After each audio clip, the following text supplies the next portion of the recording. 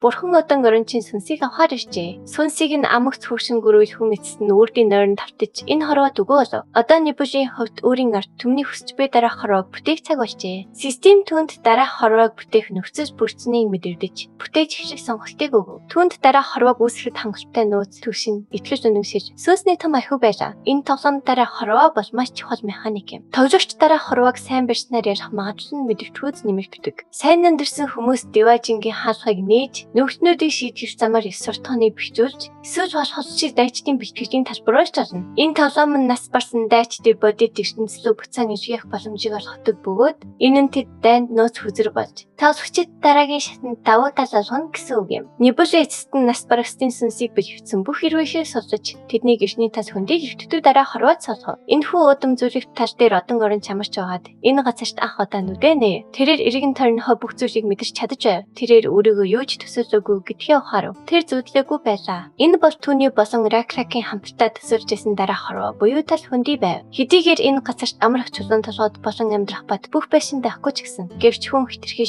шунхай байж болохгүй. Үнэн дээр түүнд одоо байшин хэрэгтэй ч гэж санагдсангүй. Энэ газар маш төгс бөгөөд хинч байсан дандинөх бэлэг байлаа. Зөвхөн тэрч биш. Бусад гөрвөл хүмүүс ч бас энд тайван удаж байв. Тэр одоогоор сэрүүн байгаа царын ганц хүн байлаа. Тэр тэднийг саад болгосгүй. Амрахаа шийдэв. Тэдний дунд одон орончид танил харагдах нэгэн гөрвөл хүүхэд байлаа. Түүний санаж байгаа хар гоблины холбоотнууд атлал хийж гөрвөл хүмүүсийн аймгийн олон гишүүдийг аснаар нэгэн гамшиг тохиолдож байжээ. Тэдгээр залтай наснууд өөрсдийн өвөөдийг нэвхэд зөвхөн хүүхдүүд болон хөвгчүүдийг онилсан. Одон орончч бас тэр хөвгчүүдийн нэг байлаа. Дайсан ойртож байхад тэр тэднийг дууссан гэж бодсон юм. Гэвч нэгэн залуу гөрвөл хүн зэсэг барин ураг шалгаж хайртай хүмүүсээ хамгаалахад бэлэн зогсож байв. Тэр бол одон орончийн зааж сархсан хүүхдүүдийн нэг байлаа. Тэрээр тоо болон арифметикийн мэдлэг заасан юм. Хүүхэд нөхцөл байдлыг ойлгож хавхирлыг хэрхэн багасхаа мэдэж байв. Энэ бүхэн түүний сурсан арифметикийн ач тус байлаа. Тэр хүн маш зоригтой байсан юм. Тэгэхэд илүү их сайн сайхны төлөө хүс рүүгээ шууд дайрсан юм. Буцаж ирч чадаагүй дайчдын оршуулах хэсэл дээр Рокра маш их уурсаж байлаа. Дайчдад арифметик заасанд нь бүгд стратеги зэрэг буруутгав. Одоо тэд хоёр ам аврахын тулд нэг амиа зориулж хад бэлэн аюул руу өсөхөөс эргэлзэхгүй болжээ. Рак гашуудлын нулимс унахаас өөрөө хийж чадсангүй. Дайчид ухаалаар шийдвэр гаргасан ч энэ найдваргүй нөхцөлд түүний хийж чадах ганц зүйл нь бухимдах төдий байв. Энэ залуугийн зэрэслэлийн ачаарт тэрээр бусад хүүхдүүд арифметик сурах замыг засагч болсон юм.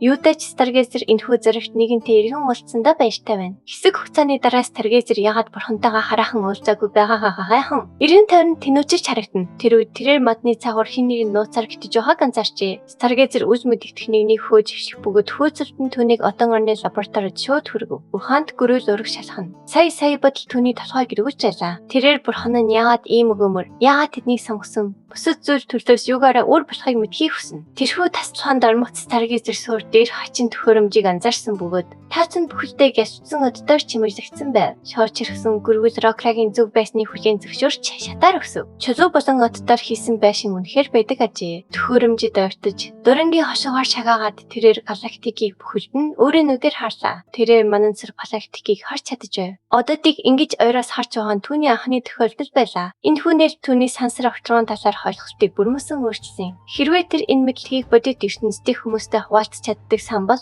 энэ нь тоглоомыг бүрмөсөн өөрчлөх байв. Энэ зөөр Небула Старгейзерийн энэхүү ухаалцыг ажиглаж байлаа. Тэрээр Старгейзерийг өөртөө зааж өгсөн замыг төгс дагаж мөрдсөн библи ухаараасай гэж хүснэ. Хойд нас гэдэг зөвхөн хөстийн очдог газар биш юм. Бурханых нь итгэл үнэмшил дагагчдынх нь үнэт зүйлийг тодорхойлдог. Вайкингууд өрхөд тэдний ард түмэн улхаллаа гэж Деважин төсөөлдөг. Харин бис олгогчид тойрон цэцэгт бүсгийн тухай мөрөөддөг аж. Одоо эрдэмтэн хүн хойд насандаа очиход юу болохыг та төсөөлж байгаа байх. Энэ нь техникийн төсвийн суурь болдог. Аюул урт урдынхаас илүү хурдтай ойртож байгаа тул хойд нас нь яг хүснээр нажирч байгаад Небула баяртай байна. Клипер авг бол тэдний одоогийн аюул занал хийдэг юм. Эгээр хүмүүс төмөрлөгийн тишэлтэд ур чадвартай бөгөөд амьшигт гамжин хараатныг номхруулах чадвартай ажээ. Торчондоо тэдний технологийн хүчин чадал, стратегийн хөдөлгөөн нь хар хайртайгаас хамаагүй төрүүлж байна. Энэ авг ийм хүчтэй байгаагийн царин ганц шалбархан нь тэднийг өөр нэг тоглогч дэмжиж байхтай холбоотой байх магадлалтай. Энэ нь дайн гарцаагүй бөгөөд Небула бэлтгэл хийх ёстой гэсэн үг юм. Тоглогчид нутаг дэсгэрийн нөлөөгөө асгархан өргөжүүлж байна. Үүнийг эсэргүүцхийн тулд Небула шавчийг өдөртөх эрх мэдэлтэй ихэнхэн хөрөнгө оруулжээ. Одоогийн байдлаар 3 төрлийн шавчин сөргийг командж байна. Тэдний нэг нь цар цааны сөрөг бөгөөд Небула үүнийг зүгээр сөрөг гэж нэрлэдэг. Тэрээр эдгээр шавчнуудыг ашиглан хөдөө аж ахуйгаас ихэнхэн хамаартай тоглогчдыг сэмхэн хорсон сүйтгэдэг. Дараа нь 2 дахь сөрөг буюу вирусны сөрөг буюу хостойхоо бөгөөд үүнийг тэрээр өмнө нь мэхий хүмүүсийн эсрэг ашиглаж байсан. Эдгээр амьтад өвчний зэсгийн сан цангаа тасралтгүй өргөж үсээр байна. Эцэст нь бүх төрлийн шавчийг өрчүүлдэг өр байна. Энэ бүлэг нь идэвхгүйгээр торчлогоо цовлуулах хөрөгтэй бөгөөд Рокра хурц зэрэгтэй угуудыг нэгтгэхэд анхаарсан хандуулдаг. Нибусагийн урагшиж буй хортыг харуус тэрээр удахгүй өмнөд хошуу гизхийн гэвчтэй идэвчтэй байна. Нибусагийн тэжиг төлөвлөгөөний ихний том сайд бол нөөсөгийн хөдөлтөг тосгчтэй тэнцэх явц юм. Манай гөрвөл хүмүүсийн өвг рүү буцаж очиход уугийн эцэст нь хойтой хам тракийн амрах газар тэрлээ. Старгиз зэрэг таалал төгссөнийг мэдээд уун тэмч татай байсангүй. Старгиз зэрэг маш албартай тулд хойж түүний нэрийг сонссон байсан бөгөөд энэ өдөр Роктер цачилсан нь зөв шийдвэр байсан эсэхэд эргэжж байв. Уун түнд бүх зүйл зүгээр гэж тайшруулв. Хар хайрст аваг нь оршуулах эсэлд нь аяжигчны бихийг сайн савин гэж үздэг аж. Эцсийн эцэст энэ нь тэдэнд уй хошоогоо хуваалцах техник хүнийгэж бижиж байгаа хэрэг юм. Оршуулах эсэлд Рокрагийн хамгийн урддаг сар хэллээ. Уугийн болон түүний хүний төрөлтөд хамтрагч ч мөн эсрэл нэгдэв. Хүй хар хайрст овгийн ахуй өдөртөгч буюу одоо нүр дүүрэн нэхэмс орсхон засах ахлагчийг шууд таньжээ. Энэ нь тэр хүнийг гайхшруулв. Тэрээр ахлагчийг ингэж ил тад уйлна гэж бодоогүй байлаа. Түүний энэ үед ууйны хүмүүс уй хошоогоо илэрхийлж чаддаггүй юм болов гэж гайхаад хүргэв. Хой хүмүүс нулимс унаадаг гэдгийг тодорхой болгов. Тэд зүгээр олон нийтийн газар үнийгээ дар хастай байдаг аж.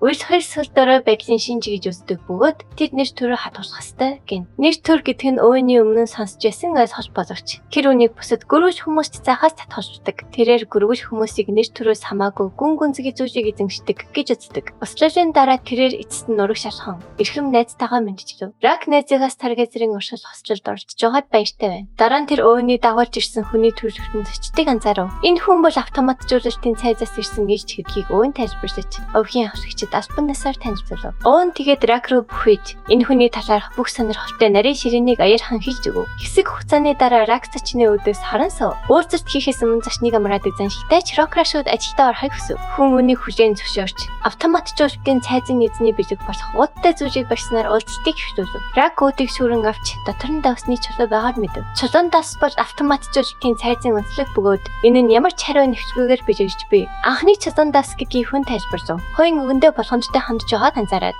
Рокра энэ бол зөвхөн анхны чулуу бөгөөд цаашид илүү олон юм гэдгийг харав. Тэр хүн үний баталтай. Рокра чулууг тасныхаа хүчээр хээний битсэн нунтаг болгож ирхэв. Тэрээр хойд автоматжуулалтын цайз руу эргэж мэдээ хүрхийг тушаа. Бихийг хүлээн авсан боловч тэр хүн Рокра яагаад чулууг өсгөхнийг мэдхийг хүслээ. Энэ нь бурхноо баярлуулахын тулд хийгдсэн зан үйл гэж авсагч мэдэгдэв. Шасан дээр чулуун давс цацхан тэдний ширтээнийг баясгадаг зан үйл болжтой. Мэдээж тэр хүн Рокраг өөрийг нь чадаж байгааг мэдж байв. Тэд энэ мэтээр яриагаа өргөжлүүлж эцсийн дүнг тодорхой болов. Энэ бол Рокара автоматжуулалтын цайзтай хоцтой хийх сонирхолгүй байгаагаа эжтгэр илэрхийлж буй арга байлаа. Тэрээр мөн Рокраг дипломат залмихийн дургүйг ухаарч шууд ярихаар шийджээ. Юун түрүүнд тэрээр авсагчаас яагаад саналыг нацаасныг асуув. Рак нөхцөлөө тодорхой болгов. Тэрээр өмнө нь өөр хин нэгний татгалзсан саналыг хүлээж авах дурггүй аж. Хэрвээ өөр овог аж хэдийн татгалзсан бол тэр санал үнцэнгүй гэж таарна. Бид автоматжуулалтын цайзыг энэхүү саналыг зөвхөн хар хайртай угц зориулж бэлдсэн гэж зүтгэв. Гэвч Рак илүү сайн мэдэж байлаа. Ууйн энэ хүнтэй таарч наашин дагуулж ирсэн санамсаргүй хэрэг биш юм. Ууйны хэлснээр хой баруун зүгээс биш хойд зүгээс ирсэн аж. Автоматжуулалтын цайз баруун зүгт оршдог бөгөөд сашигтын тасархайч тавг хойд зүгийн зэрлэг надад таньдардаг. Энэ нь хой өвчлээд сашигт руу явж татгалзсан хариу асныхаа дараа буцаж ирснийг тодорхойлж байна. Одоо Рак тэр хүнийг үнэнээ хэлхийг хүсэж байна. Тэрээр энэ хүнийг автоматжуулалтын цайзын эзэн гэдгийг мэдж байв. Үргэлжлүүлэхээс өмнө автоматжуулалтын цайзын талаар товч танилцуулга хүргэе. Цайзыг шавраар барьсан ч 5 м өндөр хэмээр хүрээж өгсөн байдаг. Энэ нэрийн үеийн технологийн түвшнийг авч үзвэл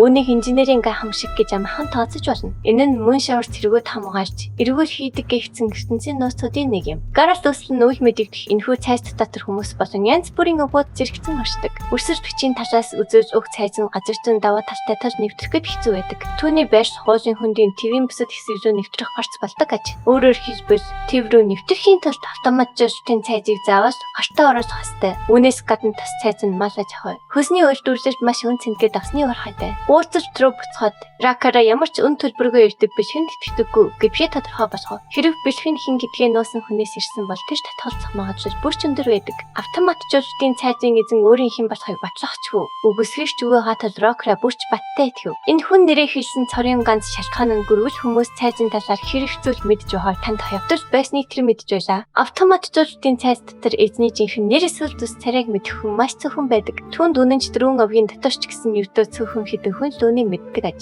Нэмж дуртахад хой гэдэг нэрийг эзний цасан төрлийн дундаа хэрэгждэг бөгөөд эзэн хоёр хүү. Уран охинтой гэсэн цоо яриг Рок сонсч ээжээ. Түүний өмнө загсч буй хүн эмэгтэй хүн биш бөгөөд гарийнхаа нүртлээсээр дүгнээ үлдэх залууч хаа байжээ. Рак энэ хүн яг хэн болох болохыг ингэж салж мэдсэн юм. Автоматжуулалтын цайзын эзэн бол Рирак тэдний талаар ямар их зүйлийг гадарч байгаад тэр үнэхээр гайхшин. Энэ чухал нууцуудыг алхахаар хинжээнд түүнд ойрхон үйлчилж байсан гөрүүлхэн түүнд огт санагдсангүй. Тиймээс Рак автоматжуулсан цайз руу алхаж оршихгүйгээр ийм их зүйлийг олж мэдсэн гэдг нь итгэмээргүй байлаа. Өнөө хэр эцэст нь өөрийгөө автоматжуулсан цайзын эзэн гэхээ хүлээн зөвшөөрөв. Мөн өөрийнх нь авчирсан бэрэг жинхэнэ байсан гэдгийг тэрээр батлав. Гэвч Рак үнд дахиад л итгэсэнгүй. Хэрв тэр бэрэг үнэхээр ямар ч үн төлбөргүй байсан бол шунжтай Сорке тэнэгүүд хасах шалтгаангүй байх байв. Рак автоматжуулсан цайзын яг юу хүсэж байгааг ч мөн олж мэдсэн бололтой. Тэд өнөөгүй давсаар хангаж хар хайрт аймгийн хамгаалтыг авахыг хүсэж байгаа ч аймаг тэр давсанд хамаартай байж ихэж биш. Цайз руу харт төсөөл дээрэмтвэ гэж санаа зовхоос өөр аргагүй болно. Автоматжуулсан цайз онвол гөрүүл хүмүүс дахин дасгүй болно гэсэн үг.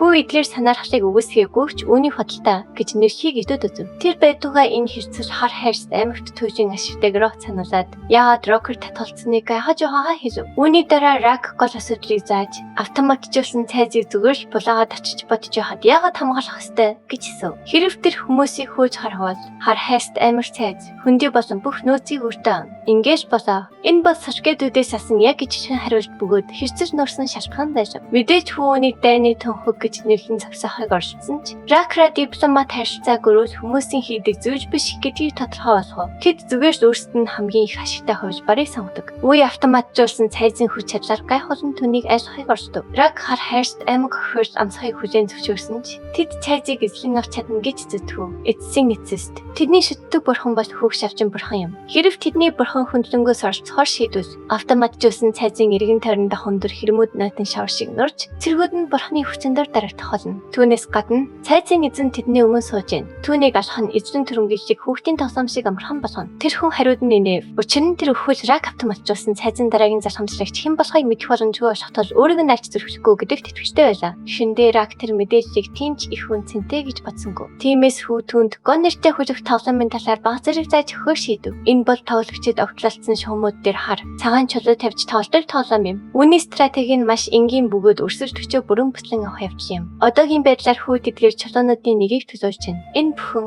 энэ дайн, энэ өргөтгөл бол ердөө хоёр бурхны тоглож бийгөө тоглоом юм. Рак болон түүний өрсөлд төчид бол дээд оршихуун хөдөлгөж буй чулууд төдий билээ. Хар хайрт аймаг нөрчөлттэй нүр тулан хоёр тоо шатанд орсон бөгөөд энэ удаад автоматжуулсан цайз тэнцэн тавирдаад байна. Энэ шатанд хин ялсан түүний хууч ясны эзэн болно. Хоёр акараг цайз дотор ходохгүй болох тусламжлалын ажилд аль хэдийн хөндлөнгөөс оролцож эхэлснийг мэдж байв. Зарим гөрүүл хүмүүс болон тэдний дагагчид түүний хүүхдүүдтэй холбогдож гөрвөл хүмүүсийн бурханд итгүүлэхийг орчжээ. Одоогийн байдлаар түүний зарим хүүхдүүд аль хэдийн итгэж эхэлсэн байна. Нууц задарсан тул Рак үнийг нуух гэж оролцсонгүй. Энэ арга бол баг ямар ч цэс урсгах шаардлагагүйгээр автоматжуулсан цайзыг авах хамгийн шилдэг, хамгийн цэвэр зам юм. Рак энэ бүгдийг хэрхэн боломжтой болгосныг ойлгохын тулд 3-7 хоногийн өмнөхдөө бүтэж очив. Нибула руу мөсөн ертөнц тоглоомын 2 дугаар байгт жагсдаг түүний байнгын өрсөлдөгч Хигемонагийн тэтгэж ичв. Хигемона хуучин найз ширэн татнасхыг оролцсон ч Нибула түүнийг дими яриагаа зогсоож шууд гол ажилдаа орохыг шаардав. Тэр хоёр автоматжуулсан цайзын төлөө туслахаар сонгогдсон тоглогчид болж таарав. Тоглоомын ихэнх үе байдал шилдэг тоглогчид аль хэдийн мөргөлдөж байгаа нөхцөл байдлыг улам дордуулав. Энэ нь эцсийн шат байх бөгөөд ярагцсан хүн үрд дуусах болно. Нибула Хигемонагийн тоглохын маягийг аль хэдийн мэддэг байв. Тэрээр гайхалтай эзэн санамтай олон үйлдэлийг зэрэг гарамгаа хийдэг бөгөөд тоглоомын ихэнх үеийн дайнд маш хүчтэй тул энэ нь яг л Нибулагийн хүсэхгүй байгаа талаан байв. Тиймээс Нибула шууд дайн хийхийн оронд өөр зам сонгож зөрчилмөнтэй зам бичгүүдийг идэвхжүүлв. Мөсөн ертөнцид зам бичиг хийхэн ажилладаг вэ гэвч дараах ажилтай. Тоглогч өөрийн тэнгэрлэг чанарын 6 дугаар түвшинд хүрэхэд энэ ур чадварыг ашиглаж болох бөгөөд энэ нь үндсэндээ өөртөө хүч бий даасгар юм. Үүнийг биелүүлбэл асар их туршлага өгөх боловч бүтлгүй төсөөлж болно. Хэрв зам бичиг бүтлгүй төлж тоглогч харуулсан бүх туршлага болон түүнтэй холбоотой бүх итгэхийн оноогоо алдах бөгөөд үнээс ч дорн санамсаргүй сөрөг үе явдлыг өдөөж болно. Одоо хоёр тоглогч бие биетэйгээ зөрчигдөх зам бичиг үүсгэл нэгin шагнал авч нөгөө шийтгэл хүлээх болно. Хигемоны үүнийг бүрэн зөвшөөрсөн ч зам бичиг юуны тухай байх ёстойг мэдхийг хүсв. Нибула автоматжуулсан цайз дараагийн эзнээс сонгох цаг бараг болсныг санав. Зөвхөн одоогийн эзэн лалхамж татсангуулийн тодорхой цагийг мэдэх тул Нибула нэгэн зам бичгийг санал болгов. Автоматжуулсан цайзын дараагийн эзэн хэн болох вэ? Тэд одоогийн эзний 5 хүүхдээс нэгийг нь сонгох ёстой. Хоёр тоглогч өөр залхамжлагчдыг сонгож өөрсдийн сонгосон дүрийг дараагийн эзэн болно гэж зөвнж байгаа цаг тэдний зам бичиг зөрчигдөн гарцаагүй юм. Хигемонад тэдний сонгож болох ах эгч дүүсэн жагсааш аль хэдийн байлаа. Эхнийх нь 30 гаруй насны өвгөн хүүдэн юм. Тэрээр хүчрхэг ухаалаг бөгөөд хүүд маш их итгэгдсэн нэгэн билээ. Эзэн дүү дүүчдэг дөрвөн өвхийн 20 түүнийг дэмждэг тул тэрээр энэ хэргийг залгамжлах хамгийн өндөр магадлалтай нэр тэгшигч юм. Дараагийнх нь 20 гаруй насны сүүл үеийн залуу болох ч бөгөөд тэрээр Даны их хүрах бөгөөд ихэнх хүмүүс түүнийг сулдараа гэж үздэг. Тэрээр олон нийтийн өмнө ховорхон гардаг бөгөөд хаан ширээг огт сонирхдаггүй. Түүнийг зөвхөн ээжийнх нь ташин ганцхан авах хэмждэг. 3 дахь хүүхэд нь Даны их нэгтэй дүү. Эзний албан ёсны эхнэрээс төрсэн 20 гаруй насны сүүл үеийн эмэгтэй болох шин юм. Тэрээр зөсөө хувирхан бүдшигт нууцаар явах дуртай бөгөөд анжичиг ширүү хүмүүстэй сайн зохицдог ба хамгийн сүүлийн үлдсэн өвгийн дэмжлэрийг авсан байна. Дөрөв дэх нь 20 гаруй насны хүн үеийн эмэгтэй болох гин бөгөөд тэрээр эхний болон хоёр дахь хүүхдээс өөр ихтэй. Хигийн Монагийн мэдэж байгаагаар түүний ээж аж хэдийн нас барсан ажээ. Кингийн гадаад төрхөнд хараалын нөлөөнөөс болж нэгж хүдэс төрөмзөж байдаг. Үүнээс болоод тэрээр зөвхөн эзнээс гадна овгоодын зүгээс ч мөн тусгаарлагджээ. Хамгийн сүүжийнхэн өсвөр насны 5 дахь хүүхэд болох мэн бөгөөд түүнийг маш ухаалаг. Олон талын авьяастай гэж ярьдаг. Хамгийн бага нь учраас тэрээр угаасаа эзний хамгийн хайртай хүүхэд нь юм. 5 нэр дэш хичээл танилцуулж дуусны дараа хоёр тосооч өөрсдийн дөрүүдээс сонгох цаг эцэстэн болов. Хигимоны Нибелла төгссөн хэмжээг нь хуцаа өгөхөд бижин байсан ч Нибелла аж хэдийн бишбишрээ базаасан байсан тул сонголтоо хийхэд бижин байлаа. Тэд тус бүр нэр залхамжлагч сонгоход систем зөрчилдөнтэй зүүн бэлгийн ур чадварыг ажиллуулахар бэлдв. Ур чадварыг төвчхээс өмнө систем тэдэнд гарахур дагаврыг анхааруулсан бөгөөд Нибелла зөвшөөрч сонголтоо эцэслэн баталгааж олов. Хигимоны Сэхрийн хоёр дахь хүүхэд болох Жүнхүг автоматжуулсан цайзын дараагийн эзнээс сонгов. Харин Нибелла хараагдсан гэгддэг дөрөвдөх хүүхэд болох Кингхүг сонгожээ. Хигимоны Нибеллагийн сонголтыг хараад үнэхээр гайхав. Тэд өөр дөрүүдийг сонгосон тул зөрчилдөнтэй зүүн бэлэг албанысаар идэвхжлээ. Эргээд уулзч руу буцвал хи хар хайрс аймаг болон ноос аймагийн тархаад буй цуу яриатай маш гүнзгий холбоотой гэж сэжиж төгсжээ. Мөн хоёр аймгийн ахлагч нартай уулзсны дараа тэрээр амьд үлдсэн факт нь үүнийг улам багчжээ. Тэдний бурхад хоорондоо зөрчилдөж байгаа бөгөөд тэр бол ердөө тэдний хөлөг дэвш чулаа юм. Рокетст нь яриагаа өндөртөхөр үг дуурав. Түүнд хоёр сонголт байна. Солгет эсвэл хар хайрс аймаг, ноосчууд эсвэл гөрүүл хүмүүс. Догшин сайд бурхан эсвэл хүүх шавжин бурханыг сонгож олно. Мэдээж энэ сонсогдож байгаа шигээ амар биш бөгөөд эхнэн сайд бар эсвэл какадо татны амруу толгоогоо хийхийн аль нэгийг сонгохтой аж юм. Рак түнд какадоны илүүдээр хувьжбар гэж баталсан ч Солгетийн хэлснээр барын ам нь илүүдээр ажээ. Одоогийн байдлаар хиялж аймгийг сонгохыг хүссэнгүй. Рак дэн нь хи өрдөөс нэг чулуу байх хувь тавиландаа бууж өгч байгаа мэт сонсогдов. Хи яриг дуусгахаар шийдэж явахаар бэлтгэв. Гэхдээ явахаасаа өмнө тэр ракас рак бас хөлөг дэрхний чулуу штэ. Энэ нь түүнийг уурлуулж эсвэл айж хахгүй байна уу гэж асуув. Гөрвөл хүн зүгээр инээмсэжээд бүх зүйл дуусны дараа хариулна гэж амлав. Хэсэг хугацааны дараа хи өрийн багийн хантайгаа иргэн нэгдэв. Тэрээр айлын төвшөд ургасан сахлаа хосны дараа мориндоо мордон автоматжуулсан сайз руу буцав. Ойролцоогоор 3-7 хоногийн өмнө Күнг хүү ууланд ганцаараа авирах гэж зүдэш байгаа би тарна. Гэхдээ авирагч хижтэй. Түүний дасаар дүүрэн тэрэг нарийн замаас өнгөрөн өнөж. Тэрээр амиа аврахын тулд хаднаас зөөрөн хоцров. Көөний талаар хотоогч түүхийг сөхөл юм байна. Тэр өөрийгөө мэдэх орсон цагаас хойш хараагдсан гэж хэлүүлсээр иржээ. Овгийнхан түүнийг ихийгээ хөнөөсөн ч тэр химэн буруутгаж түүнээс нүүр буруулсан юм. Гэвч тэр тэднийг буруутгадаггүй бөгөөд багасаа араасаа цовр хачирхалтай ослоодын бай болсоор иржээ. 13 настайдаа захын шатнаас өнөж 14 настайдаа дасны хавлгаач гэж күтгэд би хэд хоног хоригдож байв. 15 настайдаа угаалгахын өрөөний шалаар цөмрөн унасан бөгөөд энэ явдал түүний баруун тасг шахжээ. Үүнээс гадна толгой дээр нь усаар дүүрэн угаар онох, галзуу ногтод шүнжин хөвгт зэрэг явдлад гарч байв. Иймд энэ ууланд авирах тийм ч хэцүү биш ах хэвээр үздэй. Гэвч үгүй энэ үнэхээр төлдөж өгмөр хэцүү байна. Яг одоо тэрээр зурх зүйлгүй. Их зэгц хадан хисааны ирмэг тулж иржээ. Хэрв тэр хурдан өсрөвж дараагийн ирмэгт хүрч магадгүй ч энэ нь маш эрсдэлтэй алхам юм. Азар түнд ийм аюултай зүйл хийх шаардлага гарсангүй. Учир нь хадны ирмэггээр нэгэн гөрвөл хүн түнд тусгаар хүлээж байлаа. Охин нэг гөрвөл хүнийг анх удаа харж байгаа болжтой. Түүнээс өөрийгөө танилцуулахыг хүсв. Гэвч гөрвөл хүн түүнийг ийм аюултай нөхцөл албан ёсоор танилцах талаар санаа зовох хэрэггүй гэж үзв. Хөрсний нурс үүсэх магадлалтай ийм нарийн замаар дас атсан тэргийг авч явж чадсныг нь тэрээр нэлээд зөрөвтэй тооцжээ. Хэрв дугуй нэвтрээгүй байсан бол тэр хэдийн нуусыг татчих байсан биз. Охин шаарч зар байсан тул гөрвөл хүн эцэст нь өөрийгөө сарин мөр хэмээн танилцуулав. Тэрээр маш хэрэгтэй байсан төсөлж үзүүлсэн талархаж ирхэлээд цааш явах гэтэл сарин түүнийг яриад дуусаагүй хэмээн зогсоо. Гөрвөл хүн түүний жинхэнэ нэрийг мэдхийг болж мэдхэд байж огцон өөрчлөгдлөө. Үйл явц улам эрчимжиж эзэгтэй мөч ойртож байна. Дараагийн хэсэгт бүх зүйл эргэж хийн. Дараагийн хэсгийг бусдаас төрүүлж хамгийн ихэнд үзэхийг хүсвэл дэргэсэн дэх төрийн банкны данслуу 5,000 төгрөгийн хандив хийгээрэй. Тэгвэл дараагийн хэсгийг таны дараа гаргаж өгье. Таалагдсан бол лайк дарж, цавууг лумын заавал бүртгүүлээрэй.